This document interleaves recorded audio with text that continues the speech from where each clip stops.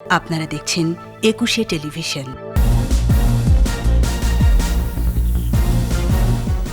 SSC সমমানের পরীক্ষায় পাশের হার ৯৩.৫৮, শিক্ষার্থীদের উচ্ছ্বাস।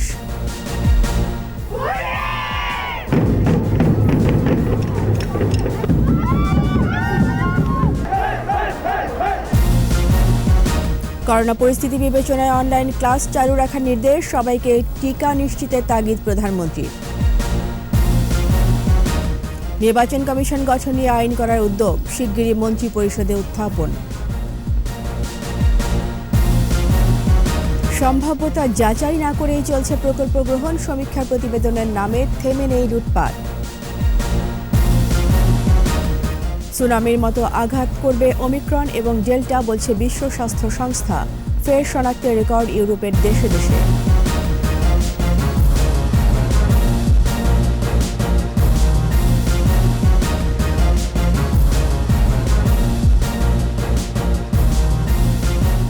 শুনছিলেন ফার্স্ট সিকিউরিটি ইসলামী ব্যাংক লিমিটেড সংবাদ শিরোনাম। আমন্ত্রণ রাত ১১টার ২১শে সংবাদে, সাথে আছি আমি রীতা চৌধুরী। দর্শক, ২১শে টেলিভিশনের সংবাদ একই সাথে সরাসরি দেখতে পাবেন আমাদের ফেসবুক পেজ www.facebook.com/2124 অনলাইনে। এছাড়া সংবাদে আরও থাকছে ৫০ বছরে গড়ে ওঠেনি গণমুখী নির্বাচন ব্যবস্থা, কমিশনের ব্যর্থতাকে দুষছেন বিশেষজ্ঞরা।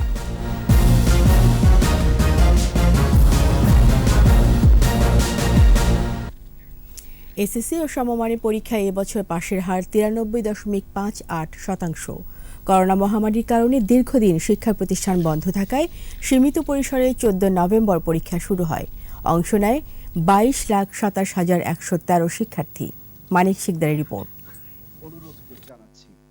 বঙ্গবন্ধু আন্তর্জাতিক সম্মেলন কেন্দ্রে পরীক্ষার ফল প্রকাশ করা হয়। গণভবন থেকে ভিডিও কনফারেন্সে যোগ দেন প্রধানমন্ত্রী। অনেক কষ্টের পরে কোভিডের মধ্যেও পরীক্ষা গ্রহণ করা হয়েছে। এ সময় শিক্ষামন্ত্রী ডাক্তার দীপু মনি বলেন, আগামী বছরের এসএসসি পরীক্ষা সংক্ষিপ্ত পদ্ধতিতে হবে কিনা তা নির্ভর করছে করোনা পরিস্থিতির উপর। পরিস্থিতির মাত্রাগত উন্নতি হওয়ায় সংক্ষিপ্ত সিলেবাসে কেবল নির্বাচনিক বিষয় পরীক্ষার সময় ও নম্বর বিভাজনের পরিবর্তন করে এ পরীক্ষা অনুষ্ঠিত হয়। এবছর সর্বমোট পরীক্ষার্থীর সংখ্যা ছিল ২২,৭৮,০৯৮ জন। এবারে উত্তীর্ণ হয়েছেন ২০,৯৬,৫৪৬ জন। ফলাফলে জিপিএ 5-এ শীর্ষে ঢাকা বোর্ড। এই বোর্ডে জিপিএ 5 পেয়েছে ৪৯,৫৩০ জন। রাজশাহী বোর্ডে ২৭,৭০৯ জন, দিনাজপুরে ১৭,৫৭৮, যশোর বোর্ডে ১৬,৪৬১, কুমিল্লায় ১৪,৬২৪, চট্টগ্রামে ১২,৭৯১, বরিশালে ১০,২১৯, ময়মনসিংহে ১০,০৯২ জন। সবচেয়ে কম ৪,৮৩৪ জন জিপিএ 5 পেয়েছে সিলেট বোর্ডের শিক্ষার্থীরা। এছাড়া মাদ্রাসা বোর্ডে ১৪,৩১৩ জন এবং কারিগরি শিক্ষা বোর্ডে জিপিএ 5 পেয়েছে ৫,১৮৭ জন।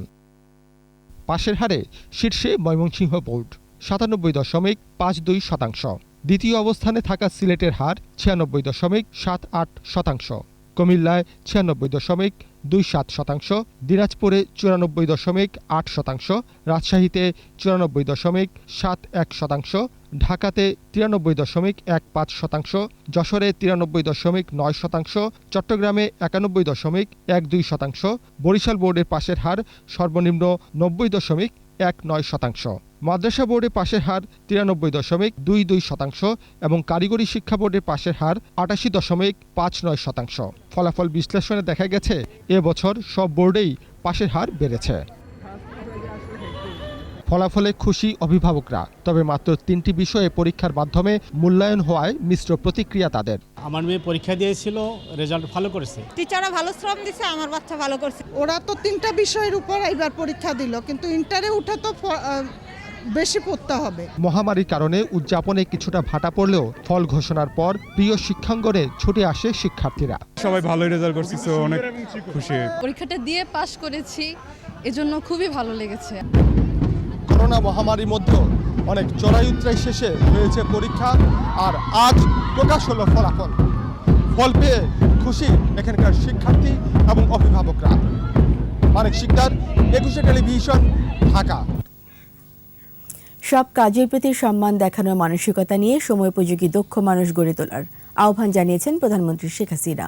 এসএসসি সমমানী পরীক্ষা ফল প্রকাশ এবং নতুন বই বিতরণ কার্যক্রম অনুষ্ঠানে করোনা পরিস্থিতি নিয়ন্ত্রণে থাকলেও অনলাইন ক্লাস অব্যাহত রাখার নির্দেশ দেন সরকার প্রধান। আকবর হোসেন সুমনের রিপোর্ট। এসএসসি ও সমমান পরীক্ষার ফল প্রকাশ হয়েছে। রাজধানীর বঙ্গবন্ধু আন্তর্জাতিক সম্মেলন কেন্দ্রে শিক্ষা মন্ত্রণালয়ের এই আনুষ্ঠানিকতায় গণভবন থেকে যুক্ত হন প্রধানমন্ত্রী শেখ হাসিনা। প্রধানমন্ত্রীর পক্ষে ৯টি সাধারণ বোর্ড, কারিগরি ও মাদ্রাসা শিক্ষা বোর্ডের ফলাফল গ্রহণ করেন শিক্ষামন্ত্রী।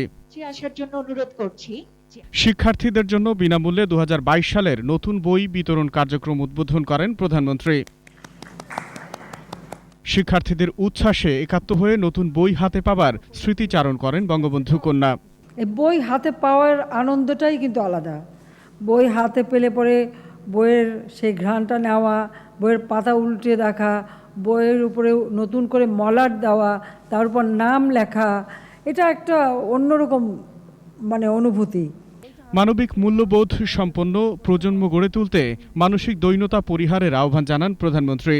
একজন কৃষকের ছেলে যখন বড় অফিসার হয়ে যায় তখন বাবাকে তার নামের পরিচয় দিতে লজ্জা পায়। এটা সত্যি খুব দুঃখজনক, খুব লজ্জাস্কর ব্যাপার। বরং সেই বাবাকে আরও বেশি সম্মান দেওয়া উচিত। নিজে 2 পাতা পরে একটা ফুল প্যান্ট পরার পর আর মাঠে নামতে পারবো না, এই মানসিক দৈন্যতাটা বাংলাদেশের মানুষের মাঝে থাকুক, সেটা আমরা চাই না। করোনার প্রাদুর্ভাব নিয়ন্ত্রণে থাকলেও অনলাইন ক্লাস অব্যাহত রাখার নির্দেশনা দেন তিনি। এখন থেকে শিক্ষা মন্ত্রণালয়কে সেই প্রস্তুতি নিতে হবে যে যদি প্রাদুর্ভাব বেশি দেখা দেয়, যেহেতু স্কুলগুলি চালু রাখা সম্ভব হবে না, যে কারণে অনলাইনে শিক্ষা যাতে প্রত্যেক ঘরে ঘরে পৌঁছায় সে ব্যবস্থাটা নিতে হবে। এছাড়া কমিউনিটি ক্লিনিকের মাধ্যমে তৃণমূল পর্যন্ত সকলের জন্য করোনার ভ্যাকসিন নিশ্চিতেরও তাগিদ দিয়েছেন প্রধানমন্ত্রী শেখ হাসিনা। আমরা টিকা কার্যক্রমটা একেবারে তৃণমূলে নিয়ে যেতে চাচ্ছি। কমিউনিটি ক্লিনিকের মাধ্যমে দেওয়া হবে বা অন্যান্য আমাদের স্বাস্থ্য কেন্দ্রের মাধ্যমে দেওয়া হবে, কিন্তু সকলকে কিন্তু টিকাটা যারা নেন নাই এখনও সবাইকে নিতে হবে। আকবর হোসেন সুমন, ২১ টেলিভিশন, ঢাকা। নির্বাচন কমিশন গঠনে আইন করতে যাচ্ছে সরকার। শিগগিরই খসড়া তৈরি করে যাচাই বাছাইয়ের পর ক্যাবিনেটে উত্থাপন করা হবে বলে জানিয়েছেন আইনমন্ত্রী আনিসুল হক। এ সময় আরও জানান, ধর্ষিতার চরিত্র নিয়ে যাতে আদালতে প্রশ্ন তোলা না যায় সে বিষয়ে আইন হচ্ছে। মফিউর রহমানের রিপোর্ট। জাতীয় প্রেস ক্লাবে ওভারসিজ করেসপন্ডেন্টস অ্যাসোসিয়েশন বাংলাদেশ ওকাবের আয়োজনে মিট দ্য প্রেস অনুষ্ঠান। এতে যোগ দেন আইনমন্ত্রী আনিসুল হক। বিচার বিভাগ পৃথকীকরণ কথা বলেন মামলা জট, সাক্ষ্য আইনের সংশোধন, ডিজিটাল নিরাপত্তা আইন, প্রধান বিচারপতি নিয়োগ প্রক্রিয়া সহ সাম্প্রতিক বিষয়াবলী নিয়ে। অবশ্যই মহামান্য রাষ্ট্রপতি কালকে একজনকে প্রধান বিচারপতি নিয়োগ দেবেন, এটাই নিয়ম। পরে সাংবাদিকদের প্রশ্নের উত্তরে তিনি বলেন, বর্তমান নির্বাচন কমিশন রাষ্ট্রপতির অধ্যাদেশের মাধ্যমে গঠিত হয়। এটিকে একটি আইনি কাঠামোর মধ্যে আনার উদ্যোগ নেওয়া হয়েছে।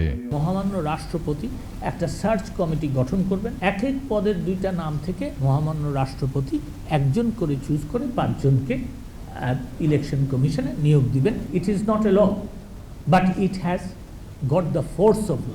সংবিধানে যেই সব অনুচ্ছেদে আইনের কথা উল্লেখ করা আছে সেই আইনগুলি করে ফেলা উচিত। মন্ত্রী জানান, বর্তমান আইনে ধর্ষণের শিকার হলে নির্যাতিতাকে আদালতে জেরার বিধান রয়েছে। এই আইনটি সংশোধন করা হবে। যে ধর্ষিত তাকে তার চরিত্র সম্বন্ধে এক ক্রস এক্সামিন করা যাবে, এই একটা উপধারা আছে। এই উপধারাটা অত্যন্ত অপমানজনক বলে আমরা মনে করে এই উপধারাটাকে বাতিল করার সিদ্ধান্ত নিয়েছি এবং এই যে সংশোধনী আসছে 155 ধারার উপধারা 4 বাতিল হবে। বিএনপি চেয়ারপারসন বেগম খালেদা জিয়ার বর্তমান বাড়িটি সাবজেল ঘোষণা করে তাকে চিকিৎসার জন্য বিদেশে নেয়ার কোনো আবেদন সরকারের কাছে আসেনি। আপনি যেটা বললেন যেটা কেমন কথা, ওনাকে আবার জেলে যেতে হবে, এটা আইনের কথা।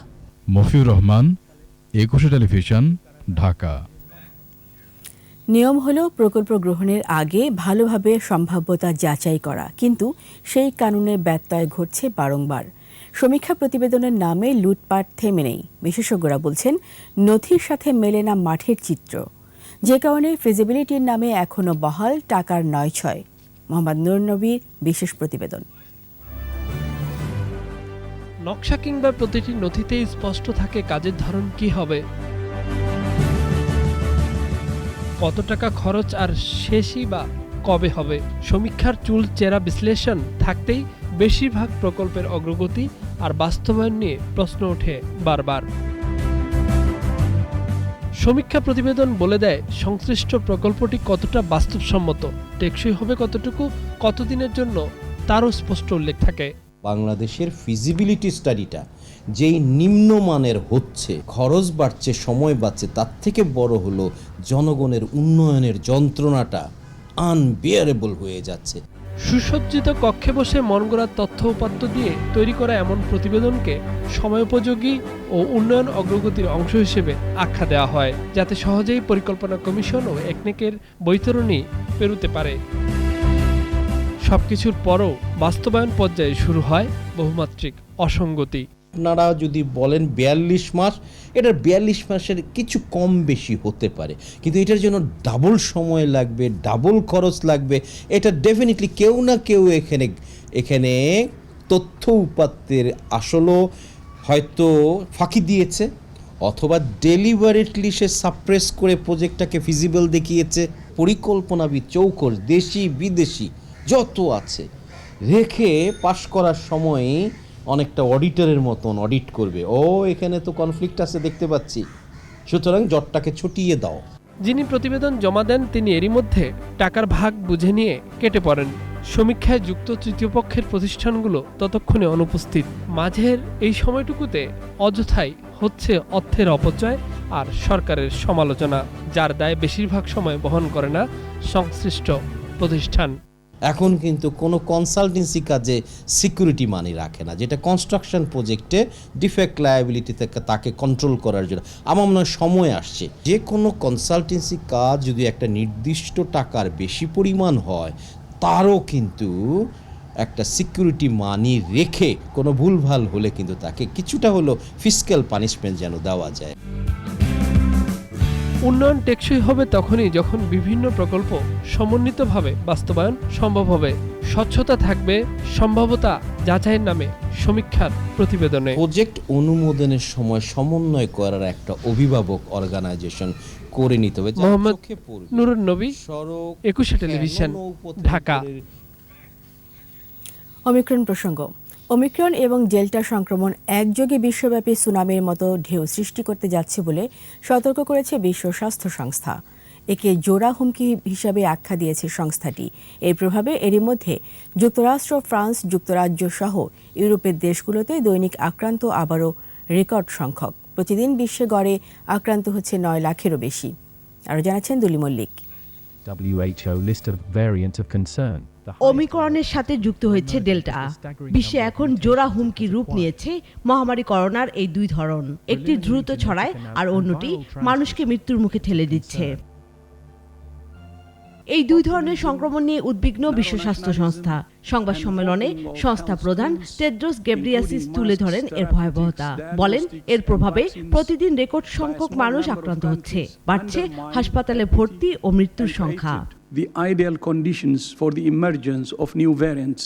সংবাদ মাধ্যম রয়টার্সের জরিপ বলছে, বিশ্বে এখন প্রতিদিন গড়ে আক্রান্ত হচ্ছে 9 লাখেরও বেশি। ভারতে 14টি শহরে হঠাৎ করেই বেড়েছে করোনা সংক্রমণ। 24 ঘন্টার ব্যবধানে মুম্বাইয়ে 82% ও দিল্লিতে 86% বেড়েছে আক্রান্ত।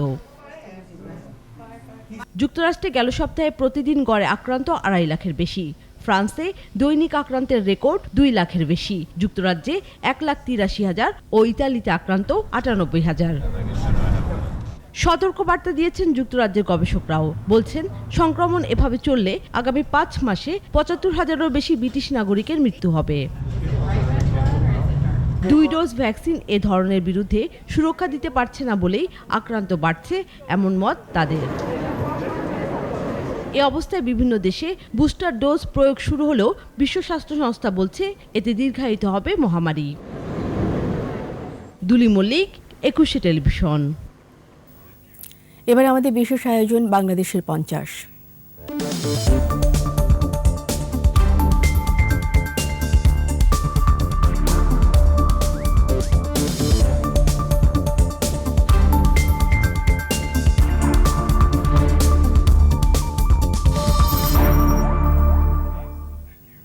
গেল 50 বছরে বাংলাদেশের মানুষ জাতীয় নির্বাচন দেখেছে 11 বার।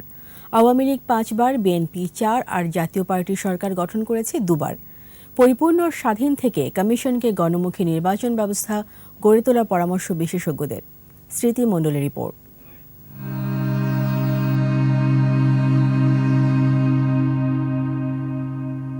দীর্ঘ শোষণ, লাগাতার বঞ্চনা আর নানামুখী নির্যাতনের প্রতিবাদে রুখো বাঙালির ভোটের seal 1970-এ। I am not anxious for anything. I am anxious for the emancipation of my people, politically, economically and all matters. 1973 সালের 7 মার্চ নিজ ভূমে নিজেদের মার্কায় প্রথম ভোটাভুটি। পছন্দের প্রার্থীকে সিল দেয় বাঙালি। জাতীয় সংসদের প্রথমবার সে নির্বাচনে অংশ নিয়েছিল 14টি দল। জাতির জনক বঙ্গবন্ধু শেখ মুজিবের নেতৃত্বে আওয়ামী লীগ পায় 293 আসন। বিজয়ী হয়ে গঠন করে সরকার। সপ্তম, নবম, দশম ও একাদশ সংসদ নির্বাচনে বিজয়ী হয় আওয়ামী লীগ। 1979 সালের 18 ফেব্রুয়ারি দ্বিতীয় সংসদ নির্বাচনে জয় পেয়েছিল বিএনপি। জিয়াউর রহমান রাষ্ট্রপতির দায়িত্ব পালন করেন। অতঃপর বেগম খালেদা জিয়ার নেতৃত্বে পঞ্চম, ষষ্ঠ ও অষ্টম সংসদ নির্বাচনের মাধ্যমে সরকার গঠন করে বাংলাদেশ জাতীয়তাবাদী দল বিএনপি। হোসেন মোহাম্মদ এরশাদের জাতীয় পার্টি তৃতীয় ও চতুর্থ সংসদ নির্বাচনে জয় পেয়ে সরকার গঠন করেছিল। প্রতিটি সংসদের মেয়াদ 5 বছর হলেও প্রথম, দ্বিতীয়, তৃতীয়, চতুর্থ ও ষষ্ঠ সংসদের মেয়াদকাল পূর্ণ হয়নি। বিশেষজ্ঞরা বলছেন, আইয়ুব খানের শাসন থেকেই এদেশের নির্বাচনে কালো টাকার অনুপ্রবেশ। স্বাধীন বাংলায় জিয়াউর রহমান আইয়ুবী ধারা বহাল রাখেন। ভোটের হাওয়ায় যুক্ত হয় দাঙ্গা বাহিনী।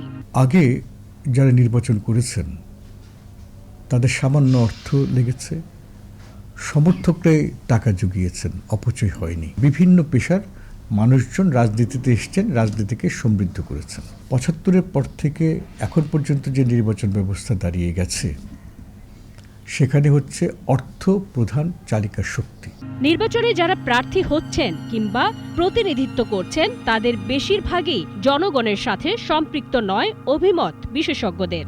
রাজনৈতিক দল কিছুই করতে পারছে না, বাধ্য হচ্ছে, এবং পুরো সংসদটা ব্যবসায়ীদের কবলে চলে যাচ্ছে। ব্যবসায়ী যেতে পারবেন আমি সেই কথাও বলবো না, কিন্তু মনে রাখতে হবে যারা ব্যবসা করেন, রাষ্ট্রীয় যত নীতি হবে, যত কিছু হবে, সেগুলি জনগণের স্বার্থ থেকে ব্যবসায়ীর স্বার্থে বেশি হবে। গণমুখী নির্বাচন ব্যবস্থা গড়ে না ওঠার পেছনে কমিশনের ব্যর্থতাকেই দায়ী করলেন ইতিহাসবিদ মুনতাসির মামুন। এই নির্বাচন কমিশনের পরে তাদের তার পদের কোনো কিছু নেই, তাদেরকে তার মন্ত্রী করা হবে না, কিন্তু তারা পরাধীন থাকতে ইচ্ছুক।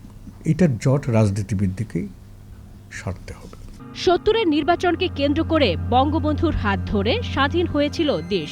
মুক্তিযুদ্ধের 50 বছর পর শেখ হাসিনার হাত ধরে বাংলাদেশের নির্বাচন কাঠামো হবে আরও সুসংহত, এমন প্রত্যাশা দেশের মানুষের। স্মৃতি মণ্ডল, 21 টেলিভিশন, ঢাকা। নিচ্ছি সংবাদ বিরতি। যখন ফিরছি তখন অন্যান্য খবরের সঙ্গে আরও থাকবে 31st নাইটে ডিএমপির 17 নির্দেশনা, করা যাবে না ডিজে পার্টি, কয়েকটি এলাকায় চলাচলে নিষেধাজ্ঞা। নারায়ণগঞ্জ সিটিতে প্রচারে ব্যস্ত প্রার্থীরা, উন্নয়নের ধারাবাহিকতা রক্ষার আহ্বান আইভির, জয় আশাবাদী তৈমুর। আবার আমন্ত্রণ রাত 11টার 21 সংবাদে। রাষ্ট্রপতি মোহাম্মদ আব্দুল হামিদ বলেছেন, ইসলামী সহযোগিতা সংস্থা ওআইসির সদস্য রাষ্ট্রগুলো চাইলে নিজেদের মধ্যে বড় ধরনের সহযোগিতার ক্ষেত্র তৈরি হতে পারে, যার মূল নেতৃত্বে থাকবে তরুণরা। ঢাকা ওআইসি ইয়ুথ ক্যাপিটালের সমাপনী অনুষ্ঠানে ভার্চুয়ালি যুক্ত হয়ে তিনি বলেন, জাতিপিতা বঙ্গবন্ধু শেখ মুজিবুর রহমান শান্তি প্রতিষ্ঠা চাইতেন এবং সবসময় অন্যের জন্য সুযোগ সৃষ্টি করতেন। বঙ্গবন্ধুর দর্শন ধারণ করে তরুণ শক্তি একতাবদ্ধ হয়ে এগুলো একটি শান্তিপূর্ণ সম্ভাবনাময় বিশ্ব গড়া সম্ভব বলে মন্তব্য করেন রাষ্ট্রপ্রধান।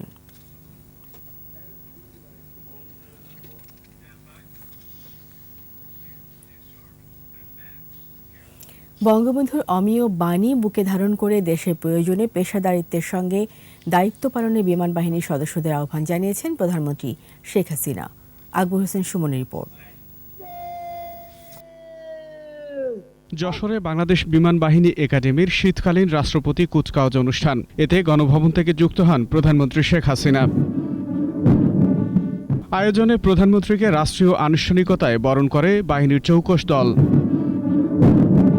বিমান বাহিনীর নবীন সদস্যদের প্রশিক্ষণ সমাপনী এবং ব্যাচ প্রদান শেষে বক্তব্য রাখেন প্রধানমন্ত্রী। ৭৫ পরবর্তী সামরিক সরকার সশস্ত্র বাহিনীর উন্নয়নে কাজ করেনি বলে উল্লেখ করেন তিনি। জাতির পিতাকে হত্যার পর পর সামরিক শাসকরাই ক্ষমতা এসেছে, কিন্তু আমাদের সশস্ত্র বাহিনীর সার্বিক উন্নয়নে তেমন কোনো পদক্ষেপ তারা নেয়নি, কারণ ক্ষমতা দখল আর ক্ষমতা ভোগ করাটাই ছিল তাদের একমাত্র লক্ষ্য। অর্পিত দায়িত্ব পালনে দেশপ্রেম ও সততা বজায় রাখতে বিমান বাহিনী সদস্যদের প্রতি আহ্বান জানান প্রধানমন্ত্রী। জাতির পিতা বঙ্গবন্ধু শেখ মুজিবুর রহমানের এই অমীয় বাণী বুকে ধারণ করে নিজেদের এমনভাবে গড়ে তুলবে যেন তোমরা দেশ ও জাতির প্রত্যাশা পূরণে সবসময় সচেষ্ট থাকতে পারো, সক্রিয় থাকতে পারো এবং বলিষ্ঠ ভূমিকা রাখতে পারো। স্বাধীনতা ও সার্বভৌমত্ব রক্ষায় নিয়োজিত বাহিনী দেশ ও জাতিকে গর্বিত করবে বলে আশা প্রকাশ করেন সরকার প্রধান। পেশাদারিত্ব ও দেশপ্রেম দিয়ে আরও সামনের দিকে এগিয়ে নিয়ে যেতে হবে। আকবর হোসেন সুমন, ২১ টেলিভিশন, ঢাকা। 31 রাত ৮টার পর রাজধানী গুলশান, বনানী, বাড়িধারা, হাতিরঝিল ও ঢাকা বিশ্ববিদ্যালয় এলাকায় যান ও মানুষ চলাচল সীমিত থাকবে বলে জানিয়েছে ডিএমপি। বার বন্ধের পাশাপাশি ৫ তারকা হোটেলেও আয়োজন করা যাবে না ডিজে পার্টি। বিস্তারিত আহমদ বাবু রিপোর্টে। 31st নাইট উপলক্ষে ঢাকা মহানগরের আইন শৃঙ্খলা পরিস্থিতি নিয়ে ডিএমপির সংবাদ সম্মেলন। 31st নাইটে আমাদের উৎসব। এতে ডিএমপি কমিশনার জানান, উন্মুক্ত স্থানের পাশাপাশি বাড়ির ছাদেও কোনো ধরনের পার্টি করা যাবে না। ঢাকা বিশ্ববিদ্যালয় এলাকার ছাত্র শিক্ষক সহ সবাইকে রাত ৮টার পর পরিচয়পত্র দেখিয়ে প্রবেশ করতে হবে। রাত ৮টার পরে শ্রদ্ধেয় শিক্ষক মণ্ডলী এবং ঢাকা বিশ্ববিদ্যালয়ের যারা ছাত্রছাত্রী তারা ব্যতীত বা কর্মচারী এরা ব্যতীত কেউ এই ঢাকা ভার্সিটিতে ঢুকতে পারবে না। আমাদের চারিদিকেই কঠোর চেকপোস্ট থাকবে। হাতিরঝিল এলাকাটা কমপ্লিটলি বন্ধ থাকবে। কিছু হোটেলে বিধিনিষেধ সাপেক্ষে আমাদের কালচারের সাথে মিলে এই ধরনের কোনো অনুষ্ঠান তারা করতে পারবে। এখানে ওই ভিজে পার্টি, ডিজে পার্টি এই ধরনের কোনো পার্টি আমরা অ্যালাউ করব না। নিতান্তই কোনো কিছু করতে হয় আপনার নিজের ঘরে করেন। গুলশান, বনানী ও বাড়িধারার বাসিন্দারা রাত ৮টার পর কামাল আতাতুর্ক অ্যাভিনিউ এবং মহাখালীর আমতলী হয়ে প্রবেশ করতে পারবে। গুলশান এলাকাও একই ব্যাপার, আমাদের চারিদিকে চেকপোস্ট থাকবে। সর্বসাধারণের জন্য আমাদের ওই এলাকাটা সিল করা থাকবে। 31 তারিখ সকাল থেকেই 1 তারিখ সকাল পর্যন্ত এই শহরের সমস্ত বার বন্ধ থাকবে। রাজধানী জুড়ে সাদা পোশাকে গোয়েন্দা তৎপরতার পাশাপাশি কাজ করবে কাউন্টার টেরোরিজম ইউনিট। যাতে কোনো নাশকতা না হয় সেটার জন্য আমাদের কাউন্টার টেরোরিজম ইউনিট সার্বক্ষণিকভাবে কাজ করে যাচ্ছে। আহমদ বাবু, ২১ টেলিভিশন, ঢাকা। নারায়ণগঞ্জ সিটি নির্বাচনে প্রচারে ব্যস্ত প্রার্থীরা। আওয়ামী লীগের মেয়র প্রার্থী ডাক্তার সেলিনা হায়াৎ আইভি বলেছেন, উন্নয়নের ধারাবাহিকতা রক্ষায় নগরবাসী নৌকার প্রতীকেই ভোট দেবে। আর নির্বাচন সুষ্ঠু হলে জয় নিশ্চিত বলে মনে করছেন স্বতন্ত্র প্রার্থী বিএনপি নেতা তৈমুর আলম খন্দকার। রবিউল ইসলামের ক্যামেরায় নারায়ণগঞ্জ প্রতিনিধি বিমল রায়ের রিপোর্ট, জানাচ্ছেন শামুল ইসলাম। সিদ্দিরগঞ্জের জালকুড়ি এলাকায় গণসংযোগ করেন আওয়ামী লীগের মেয়র প্রার্থী ডাক্তার সেলিনা হায়াৎ আইভি। আবার নির্বাচিত হলে কদম রসুলপুর শীতলক্ষা সেতু নির্মাণের কথা জানান। দীর্ঘ 10 বছর যাবৎ আমি কাজ করছি এই এলাকাতে। আপনারা নিজেরাও দেখলেন, এলাকাবাসীকে দেখলেন। মাননীয় প্রধানমন্ত্রী আপনার কদম রসুল ব্রিজের যে প্রতিশ্রুতি দিয়েছিলেন এটা অলরেডি টেন্ডার হয়ে গিয়েছে। ইনশাল্লাহ আমরা ভিত্তিপ্রস্তর করব। আরও যে চাহিদা মানুষের চাহিদা অনুযায়ী কাজ করে দেব। বিএনপি চেয়ারপারসনের উপদেষ্টা অ্যাডভোকেট তৈমুর আলম খন্দকার স্বতন্ত্র প্রার্থী হিসেবে হাতিমার্কা প্রতীকে গণসংযোগ করেন ১৭ ও ১৮ নম্বর ওয়ার্ডের নিতাইগঞ্জ এলাকায়। এ সময় নির্বাচনে সাধারণ মানুষের ব্যাপক সাড়া পাচ্ছেন বলে জানান তিনি। জনগণ তো স্বতঃস্ফূর্তভাবে নামছে। আমি মনে করি এটা একটা গণবিপ্লব হতে যাচ্ছে। নির্বাচনী পরিচালনা চালাইতে টাকার জোরে কেউ যদি সাউন্ড সিস্টেম চালায় তো এটা নির্বাচন কমিশনের দায়িত্ব এটা দেখার। এদিকে ভোটাররাও কষছেন নানা হিসেব নিকেশ। যোগ্য প্রার্থীকেই নির্বাচিত করার কথা জানান তারা। যিনি নারায়ণগঞ্জ সিটির উন্নয়ন করবে, জনবান্ধব একজন মেয়র হবেন, ওনাকে মেয়র হিসাবে চাচ্ছি। করোনায় যারা আমাদের সাহায্য সহযোগিতা করেছে এবং ভবিষ্যতে যারা আমাদের উন্নয়ন করবে ওইরকম প্রার্থী চাই। নির্বাচন সুষ্ঠু ও শান্তিপূর্ণ করারও দাবি তাদের। সমর ইসলাম, ২১ টেলিভিশন। বিজয় মাসে বিশেষ আয়োজন জনযুদ্ধের মুক্তিযোদ্ধা।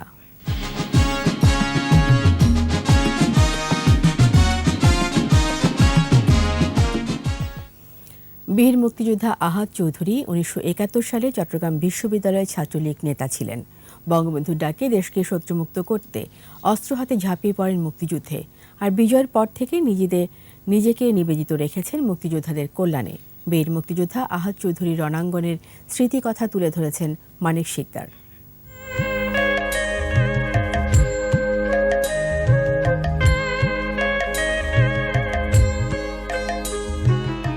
ট্রেনিংটা আমাদের ঠিক করা হলো, আমাদের কেমন একটা ব্যাচে দেওয়া হবে যারা হাইলি কোয়ালিফাইড, তাদেরকে CINCs একটা স্পেশাল ব্যাচ করা হলো। টিম লিডার বানিয়ে দিলেন CR দত্ত সাহেব আমাকে। টার্গেট ছিল যে ওই মুন্সিবাজার এবং শমশেরনগর আর বানুগাছের দিকে যাইতে একটা জায়গা আছে, ওখানে ওরা একটা বড় ক্যাম্প করে ফেলেছিল পাকিস্তানিরা। লেফটেন্যান্ট কর্নেল রাজশেখরনের সাথে আমার এই ব্যাপারে মিটিং হলো শমশেরনগরের ডাকবাংলো। ইন্ডিয়ান আর্মি তারা এটাকে টার্গেট করছে যে এটা বড় টার্গেট, রেল লাইন ক্রস করে যাব। ঠিক পূর্ব মুহূর্তে ওই এক রাজাকার বলছে হোল্ড। আমাদের একটা পাগলা ছিল মায়া না, সে তারে বলছে তুই হোল্ড। তো বুঝছে যে তাহলে তো এটা শক্তি বেশি আছে, এদের সাথে অনেক লোক আছে। যাই হোক, আমরা আমাদের যেখানে যাওয়ার কথা সেখানে গিয়ে আমরা শেল্টার নিছি। রাতেই খবর পাইছি যে তারা কিন্তু বুঝে গেছে আমরা এখানে আসছি, তারা ওয়াচ করা শুরু করে দিয়েছে। আমরা রাতেই ট্রেঞ্চ খোঁজা শুরু করছি। 3 তারিখ রাতে আমরা অপারেশন স্টার্ট করছি। 5টার ভিতরে আমাদের যুদ্ধ শেষ, এবং তাদের যারা যারা ক্যাজুয়ালিটি হয়েছে বা যারা মারা গেছে তাদেরকে আমরা সব মাসিমপুরে পাঠিয়ে দিয়েছি। যা পাওয়ার তা আমরা পাইনি, আরও যা আশা, মানুষের সব আশা পূরণ হয়। তারপর যা পেয়েছি সেটাতে বলবো যে বঙ্গবন্ধু কন্যা জননেত্রী শেখ হাসিনার নেতৃত্বটা খুবই দরকার।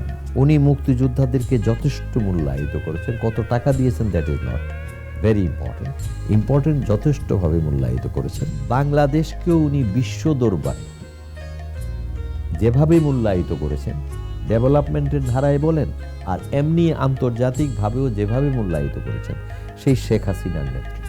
তার মানে আমার কথায় 3টা জিনিস: মুক্তিযুদ্ধের চেতনা, বঙ্গবন্ধুর আদর্শ, আর শেখ হাসিনার নেতৃত্ব। সময় হয়েছে আবার একটি সংবাদ বিরতির। যখন ফিরব তখন অন্যান্য খবরের সঙ্গে আরও থাকবে 35 জনের মৃতদেহ পুড়িয়ে দেওয়ার জের, মিয়ানমারের ওপর আরও নিষেধাজ্ঞা আরোপ করতে যাচ্ছে EU। আমন্ত্রণ আবারও রাত 11টায় 21 সংবাদে। ডিটেইল এরিয়া প্ল্যান জ্যাব চূড়ান্ত অনুমোদনের জন্য প্রধানমন্ত্রীর কাছে পাঠানো হবে বলে জানিয়েছেন স্থানীয় সরকারমন্ত্রী তাজুল ইসলাম। সচিবালয়ে জ্যাব পর্যালোচনা সংক্রান্ত মন্ত্রিসভা কমিটির বৈঠক শেষে তিনি বলেন, প্রধানমন্ত্রী অনুমোদনের পর এটি গেজেট আকারে প্রকাশ করা হবে। ড্যাপে কেউ যদি ক্ষতিগ্রস্ত হয় তাহলে তা সংশোধন করা হবে বলেও জানান স্থানীয় সরকার মন্ত্রী।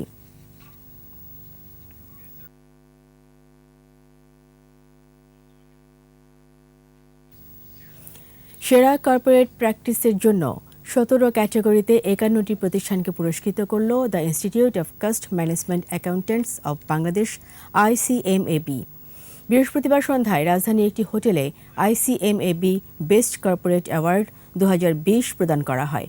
অনুষ্ঠানে প্রধান অতিথি ছিলেন বাণিজ্যমন্ত্রী টিপু মুন্সি এবং বিশেষ অতিথি ছিলেন securities and exchange commission chairman Shibli Rubayatul ইসলাম।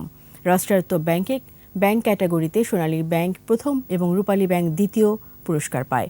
আর বেসরকারি ব্যাংক ইসলামী ক্যাটাগরিতে ইসলামী ব্যাংক বাংলাদেশ লিমিটেড প্রথম, আল আরাফা ইসলামী ব্যাংক দ্বিতীয় এবং শাহজালাল ইসলামী ব্যাংককে তৃতীয় পুরস্কার দেয়া হয়। জাতির পিতা বঙ্গবন্ধু শেখ মুজিবুর রহমানের জন্মশতবার্ষিকী উপলক্ষে দেশের বিভিন্ন স্থানে শুরু হয়েছে 4 দিনব্যাপী বঙ্গবন্ধু ও স্বাধীনতা বইমেলা। নওগাঁ মুক্তির মোড়ে সংস্কৃতি মন্ত্রণালয়ের সার্বিক ব্যবস্থাপনায় ও জেলা প্রশাসনের বাস্তবায়নে বঙ্গবন্ধু ও স্বাধীনতা বইমেলা উদ্বোধন করেন খাদ্যমন্ত্রী সাধন চন্দ্র মজুমদার। এ সময় মুক্তিযুদ্ধের প্রকৃত ইতিহাস জানতে বেশি বেশি বই পড়ার আহ্বান জানান মন্ত্রী। বিকেলে কুষ্টিয়ায় বঙ্গবন্ধু ও স্বাধীনতা বইমেলার উদ্বোধনের পর জেলা প্রশাসনের আয়োজনে বর্ণাঢ্য র্যালি বের হয়। এছাড়া ব্রাহ্মণবাড়িয়া, মাগুরা, নেত্রকোনা ও বান্দরবান সহ দেশের বিভিন্ন স্থানে 4 দিনের বঙ্গবন্ধু ও স্বাধীনতা বইমেলা শুরু হয়েছে। এবার আমাদের বিশেষ আয়োজন আমার বাংলা।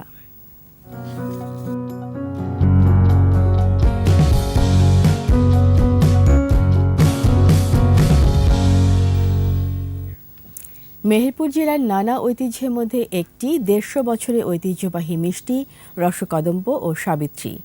বাসুদেব সাহা এইসব মিষ্টি তৈরি শুরু করেন, সেই ঐতিহ্য চালু রেখেছেন তার বংশধররা। মেহেরপুর প্রতিনিধি ফারুক হোসেনের রিপোর্ট, জানাচ্ছেন মাসুম আলিসা। বিয়েবাড়ি, অতিথি আপ্যায়ন সহ খাবার দাবারের নানা অনুষ্ঠানে মিষ্টি গুরুত্বপূর্ণ অনুষঙ্গ। 1870 সালে মেহেরপুরের বাসুদেব সাহা রসকদম্ব সাবিত্রী নামে মিষ্টি তৈরি শুরু করেন। তিনি বেঁচে না থাকলেও সেই স্বাদ ও ঐতিহ্য ধরে রেখেছেন পরিবারের সদস্যরা। ঐতিহ্যটা ধরে রেখেছি কারণ হচ্ছে যে এটা সবসময় সবারই চাহিদা মেটানো যায় না। কারণ হচ্ছে এটা লোক দিয়ে করলে পরে, লোক দিয়ে যদি করা যায় তাহলে এটার মান কমে যাবে, দাম বেশি হয়ে যাবে, এটা খারাপ হয়ে যাবে। 150 বছর আগে থেকে তৈরি হয়, একই নিয়মে তৈরি হয়। আমার কাজ হচ্ছে এই জাল দেয়া, সবকিছু রেডি করে দেয়, আমি জাল দিই, মিষ্টিটাকে রেডি করি। বাসুদেবের মিষ্টি দেশের বিভিন্ন জেলা ছাড়াও যাচ্ছে বিদেশে। কোনো রকম ফ্রিজিং ছাড়াই 7 থেকে 10 দিন সংরক্ষণ করা যায় এই মিষ্টি। দাম প্রতি কেজি 360 টাকা। মিষ্টিটা খেতেও সুস্বাদু এবং মিষ্টিটা আমাদের চাহিদার তুলনায় অনেক সময় পাওয়াও যায় না। আগে থেকে না বললে মিষ্টি হয়তো পাই না। ঢাকা থেকে আমাদের যারা মেহমান যারা মানে ওখান থেকে বলে দেয় যে বাসুদেব থেকে মিষ্টি নেওয়ার জন্য, নিজেরাই খায় এবং ঢাকাতে আত্মীয় স্বজন বিভিন্ন জায়গায় পাঠায়। রসকদম সাবিত্রীর সুনাম থাকায় সারা দেশেই এই নামে অন্য মিষ্টি বিক্রি হচ্ছে। এ নিয়ে ক্ষোভ জানালেন বাসুদেবের বংশধররা। অরিজিনাল মেহেরপুরের মিষ্টির আমি বিক্রি করছি, কিন্তু এত মিষ্টি তো আমাদেরও তৈরি হয় না। এটা যখন সোশ্যাল মিডিয়াতে বিভিন্ন লোকজন দেখছে, কাস্টমসের লোকজন দেখছে, এর বোঝা এসে পড়ছে আমাদের উপর, যেটা হ্যান্ডেল করা আমার বাবা কাকুদের জন্য খুব সমস্যা হয়ে দাঁড়িয়ে। মান ধরে রাখতে চাহিদা সত্ত্বেও উৎপাদন বাড়াতে পারছে না বলেও জানান তারা। মাসুম আলিসা, 21 টেলিভিশন। এবার সোশ্যাল ইসলামী ব্যাংক লিমিটেড বাণিজ্য সংবাদ।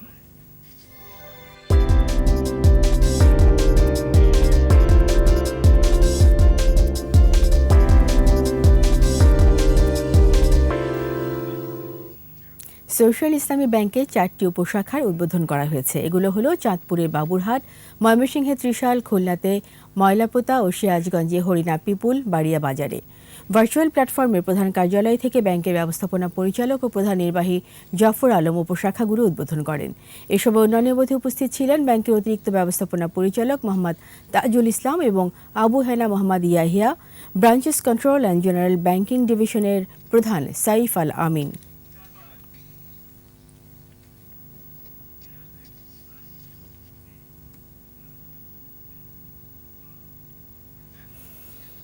পরপর 3 বার ভোক্তা জরিপে দেশের সেরা ব্যাংক নির্বাচিত হয়েছে মোবাইলে আর্থিক সেবাদানকারী প্রতিষ্ঠান বিকাশ। বিজিএমইএ এর সভাপতি ফারুক হাসান এবং বেসিসের নবনির্বাচিত সভাপতি রাসেল টি আহমেদের কাছ থেকে বেস্ট ব্যাংক অ্যাওয়ার্ড 2021 গ্রহণ করেন বিকাশের ইভিপি ও head of bank Ashraf Bari. এ সময় উপস্থিত ছিলেন প্রতিষ্ঠানটির chief financial officer Mainuddin Mohammad Rahgir, chief human resource officer Ferdous Yusuf, chief commercial officer Ali Ahmed এবং chief communications officer Mahfuz Sadik. 2019-2020 ধারাবাহিকতায় এবছরও বাংলাদেশ ব্যান্ড ফোরাম আয়োজিত বেস্ট ব্যান্ড অ্যাওয়ার্ডের শীর্ষ 102টি ব্যান্ডের মধ্যে শ্রেষ্ঠ নির্বাচিত হয় বিকাশ। অষ্টমবারের মতো দেশের সেরা রেফ্রিজারেটর ব্যান্ডের মর্যাদা পেল ওয়ালটন, অর্জন করল best band award. Bangladesh brand forum আয়োজিত জাঁকজমকপূর্ণ অ্যাওয়ার্ড প্রদান অনুষ্ঠানে ওয়ালটনকে এই পুরস্কার দেওয়া হয়। ওয়ালটনের chief marketing officer Mohammad Firoz আলমের হাতে সেরা রেফ্রিজারেটর ব্যান্ডের পুরস্কার তুলে দেন গ্রামীণ ফোনের chief executive officer Yasir Azman. অ্যাডকম লিমিটেডের চেয়ারম্যান গীতিয়ারা সাফিয়া চৌধুরী ও এপিলিয়ান গ্রুপের চেয়ারম্যান রিয়াজউদ্দিন আল মামুন। দেশের বাজারে সিংহভাগ ক্রেতার আস্থা অর্জনের মাধ্যমে টেকসই ব্র্যান্ড ইকুইটি তৈরি স্বীকৃতিস্বরূপ এই পুরস্কার পায় ইলেকট্রনিক্স জায়ান্ট ওয়ালটন।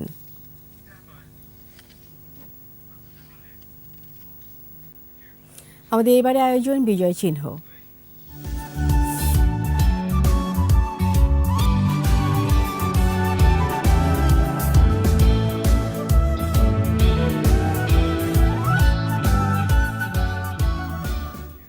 মহিউদ্দিন জাহাঙ্গীর, হামিদুর রহমান, মোস্তফা কামাল, রুহুল আমিন, মতিউর রহমান, মুন্সি আব্দুর রৌফ, নূর মোহাম্মদ এই 7 বীর মুক্তিযোদ্ধা তাদের অসামান্য আত্মত্যাগের জন্য বীরশ্রেষ্ঠ উপাধিতে ভূষিত হয়েছেন।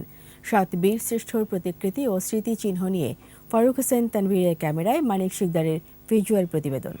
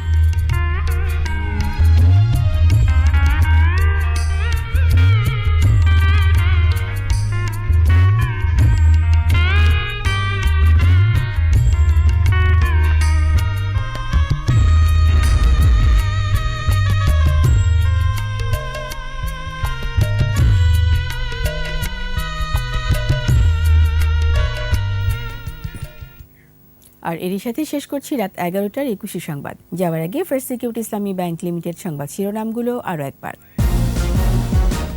এসএসসি ও সমমানের পরীক্ষায় পাশের হার 93.58, শিক্ষার্থীদের উচ্ছ্বাস। করোনা পরিস্থিতি বিবেচনায় অনলাইন ক্লাস চালু রাখার নির্দেশ, সবাইকে টিকা নিশ্চিতের তাগিদ প্রধানমন্ত্রীর। নির্বাচন কমিশন গঠন নিয়ে আইন করার উদ্যোগ, শিগগিরই মন্ত্রী পরিষদে উত্থাপন। সম্ভাব্যতা যাচাই না করে চলছে প্রকল্প গ্রহণ, সমীক্ষার প্রতিবেদনের নামে থেমে নেই লুটপাট। সুনামির মতো আঘাত করবে ওমিক্রন এবং ডেল্টা, বলছে বিশ্ব স্বাস্থ্য সংস্থা, ফের শনাক্তের রেকর্ড ইউরোপের দেশে দেশে।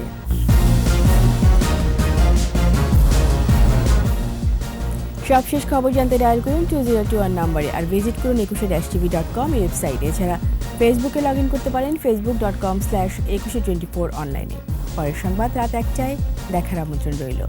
স্বাস্থ্যবিধি মেনে চলুন, সুস্থ থাকুন, ধন্যবাদ।